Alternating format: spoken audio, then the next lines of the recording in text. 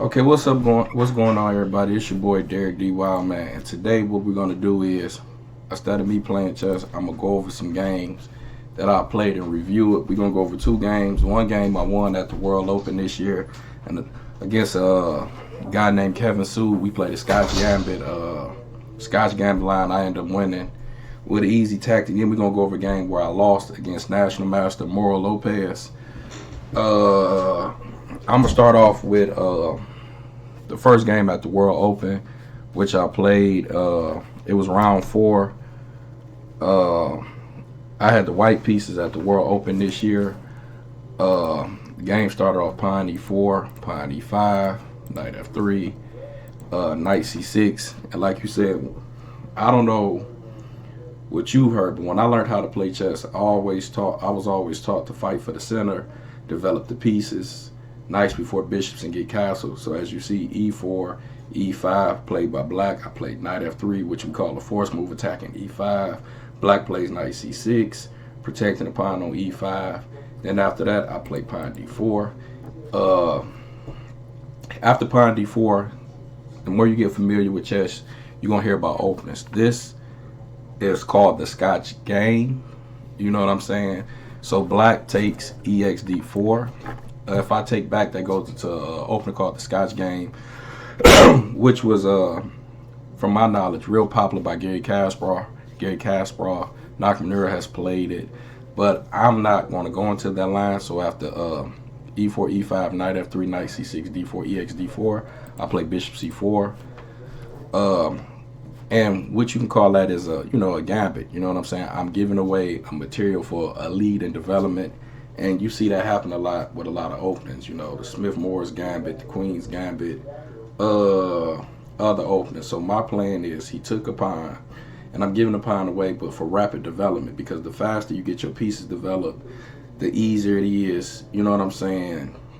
Basically, let me set it right.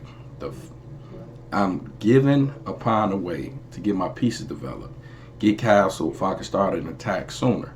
So after bishop c4, my opponent plays knight f6, which is a good move, and also one of the main lines in this variation, attacking this pawn on e4. Now I'm confronted with a problem. My pawn on e4 is being attacked. I can't play knight c3 right here, knight c3 here to protect it, because if I put the knight here, he's going to capture it with the pawn, and I'm going to be down the knight. I could play knight d2 and block it, but that's a bad square for my knight, and it's blocking in my bishop. So the only move for me to play is pawn e5, which is the book say, and which is the book move. So now we're going into the main line of the Scotch Gambit, and it's on black to play. He has a lot of moves he can play. He can play pawn d5, he can play knight g4, he can play knight e4. My opponent played, after e5, he played pawn d5, which is the main line, attacking the bishop. And also, if I choose to, I have the option to en passant, called capture and passing, because he jumped 2 squares up to my pawn, but I don't want to do that, because if I play for example, if I play ex d6 and he plays bishop x d6, let's just look at it. He plays bishop x d6. What have I accomplished? I've accomplished nothing. I'm down material. He has 1, 2, 3 pieces developed, and he's, getting ready to castle. So ex d6 is not a move I'm not going to play. So after pawn d5, I play bishop b5, keeping the tension, attacking this knight on f6. So after knight f6, he has to move the knight, because like you said in chess, if you don't know, pawn is worth 1 point, knight is worth 3. Also putting a pin on the knight on c6. He has 2 moves. He can play knight d7 if he wants to. He can play knight e4. My opponent chose to play knight e4, which is the main line in the Scotch Gambit, an opening that I've played numerous times. I'll say I've played the Scotch Gambit, this line, over about 30 times so far since I've learned this opening. Knight e4, I capture my pawn back, knight x d4. When I capture my pawn back on d4, this knight on c6 is pinned. And also use this example, when you got a pin piece, you like to add pressure on it. For example, this knight is protected 1 time by the pawn, but it's attacked twice by my bishop and my knight. So, for example, if somebody just made a move like a6 or something, I can take knight c6, bx c6, knight x6, b x6, bishop x6, b up a pawn, excuse me. So what my opponent does, he doesn't want to go down material. So after knight x d4, my opponent plays bishop d7, protecting this knight, making sure, you know what I'm saying, he doesn't drop no material. As you can see, this knight on c6 is protected twice. Once and twice, and it's attacked twice. My knight on d4, my bishop on b5. So if I choose to trade off, it's just an even exchange. I apologize. And once bishop d7 is played, the pawn on e5 is now hanging. So now I have to solve this problem. So what I do is I capture bishop x c6. He captures back pawn captures c6, which is the main line in this opening. So after pawn x c6, like I always say, when you play chess, you want to fight for the center. Knights before bishops and get castled. So after bx c6, I've developed my knight and my bishop on the king side, and I want to get my king to safety. So I castle. He wants to get castled, so he develops his bishop c5 with some initiative, because now he's attacking the knight on d4. After that's played, bishop c5, I play f3 just to kick the knight back out. Knight goes back to g5. I play f4, getting more space on the king side. He has two moves actually he could play. He could play knight e6, put more pressure on the pin piece. The knight on d4, because this is pinned by the bishop. See, I can't move my knight because it's pinned, so he could put more pressure on it. Or he could play knight e4. So after f4, he plays knight e4. Like you said, we're still in the main line, I suggest. And after knight e4, like you said, I have these two pieces. I have to get them developed. I can't sit back and not develop my pieces, because when you play chess, the goal is to develop your pieces. The faster you get your pieces developed, the faster you can get attacked. You know, get an attack and initiative and start forcing the issue in the game. Now, if you look and you want to analyze this position, you just look at the pawn structure from black. Black pawn structure is not too good. So after knight e4, I play knight d2. No, after knight e4, I apologize. No, I played it wrong. I apologize. After knight f4, knight went to e4. I went bishop e3. He castled. I play knight d2. Knight captures d2. Queen captures d2. And he plays bishop b6. I apologize about that. So after bishop b6 is played, I immediately see that black has double pawns. He has double pawns, and he wants to play c5 and open up his bishop. His light square bishop. So he wants to play c5, and I already see that. Now I had two moves to look at. I had knight b3, and I had knight b3. I looked at rook a1, and I played c3. I played this move c3, but I don't really think it's a great move. I think I should have played knight b3. So the reason I played c3, so if c5 played, I could bring the knight back to b3. For example, if c5, knight b3, I'm attacking this pawn twice and putting the pressure on it, and then the pawn on d5 is attacked. So that's what I had calculated. So after c3, he plays queen e7. After queen e7, I go rook a e1. After rook a e1, my opponent plays c5. A move that I saw, I knew c5 was coming.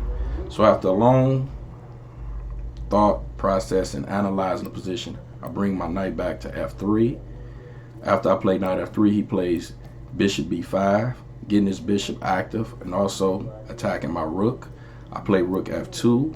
He plays rook a d8. So now, after rook a d8 in this position, and matter of fact, this was at the World Open, the under 2000 section. I went to this tournament in 1935. My opponent I played was 1876, just to get the ratings out there.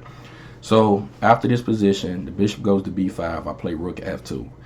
After rook f2, he plays rook d8. Immediately, I see after rook d8, he's trying to push this pawn on d4. And I took, long thought process. And, when you're thinking, you want to analyze the position out, see your weaknesses and see your opponent's weaknesses and come up with plans and placement. So after rook AD8, I looked at the position. I say, wow, man, my opponent wants to play D4. And if he gets D4 in, for example, if it was this move again and he played D4, CX, D4, CX, D4, I'm going to drop a bishop. But what I think my opponent miscalculated was the power of this move F5, pawn F5. When I play pawn F5, I have two pawns. I have two pawns in the center, pawn on E5 and a pawn on F5 now. Also, starting an immediate attack. You know, I have threats now of F6, opening up the king side with bishop H6, rook going to E8, all type of threats on the king side. So I play F5. And I think like you said, my opponent was just so focused on this plane, he didn't take a chance and look and analyze what I was trying to do. And to me, he had a one-track mind. So after I play F5, he plays pawn D4, which to me, I'm going to give you time to look at it. That is like a huge, huge blunder. I'm going to give y'all a minute to look at the position. Tell me what you think about the position. So when he played pawn D4, take a look at the position, look at the piece placements of all the pieces. So after D4, I'll take a minute to think. And if you didn't see the position, you should automatically saw bishop G5. Bishop G5 attacking the queen. As you notice, when I play bishop G5, once the queen moved, I could capture the rook. My opponent didn't see that. So after this, he took a long thought. He played queen E8. I capture bishop X D8. After bishop X D8, he plays queen X D8. And this is where I kind of got careless with my play, and I should have played better, but it's something I got to work on. And what I got to work on is when I get up material, I get a little lazy at the board, and I kind of take my foot off the gas. I should have played, and as you see the engine suggesting, I should have played F6, playing on the dark squares with my queen here. I played pawn E6. It's still a good move, but not the best. He played FX E6. I played FX E6. After FX E6, he plays queen E7. After queen E7, I play queen G5. After queen G5, we trade queens. Queen X G5, which I don't think is the best move for him. But after queen G5, knight X G5 is played. And this is where I think my opponent starts to, know he's losing the grip on the game and started to like kind of fold. He plays pawn H6. A rule I tell my students: when you're up material, always trade down, because at the end you're going to have a material advantage. I play rook F8 check, go king F8. He goes I go E7 check. After E7, he plays king E8. And I sat there for about 5 minutes, and I found this nice move, knight E6, which I thought was like the game-winning move. Like, I knew I was going to queen this pawn after knight goes to E6. He went king F7, and after king E7, as you notice, my rook is lined up on the same file as the pawn. So I play this move, knight G7. After knight G7, the catch with knight G7 is if the king takes the pawn, I play E8 and I queen, and we trade off more material, and then it becomes a rook versus bishop game. So knight X G7, king X G7. I play pawn E8. I promote to a queen, bishop X E8, rook X E8. So I'm thinking my opponent is going to resign, but he really did. He really kept fighting, and he tried to make it as hard as he can for me. So after rook X E8, he played C4. Pawn C4, trying to open up, the guidelines, because his dark square bishop is on the same diagonal as my king. So after C4, I went king F1. He played king F6. Pay attention to how I use this rook. Remember, I keep this rook on this file, and it cuts the rook. It cuts the king off from half of the board. So just watch how that works. So then I play king E2. After king E2, he plays king F5. I take CX D4. He takes, CX D4. He plays bishop X D4. After bishop X D4, notice that he has a dark square bishop. So all my pawns that are dark squares I want to move. So I put my pawn on B3. If he trade off, that helps me and relieves the pressure. So after I play B3, he takes CX B3. AXB3, he plays bishop F2 going after another pawn. I play H3. He plays king F4. After king F4, I play rook E6. Rook E6. The reason I play rook E6 because I'm attacking this piece. And then I'm thinking about sliding my rook over, getting these pawns. I'm just really trying to overwork the bishop. So after AXB3, I play bishop F2, H6, king F4, rook E6. After rook E6 is played, he plays king G5. After king G5 is played, I play king F3. He goes bishop B6. After bishop B6 is played, I play pawn G4. Pawn G4, he makes bishop moves, bishop B4. I play bishop B6. He resigns. That's the end of the game.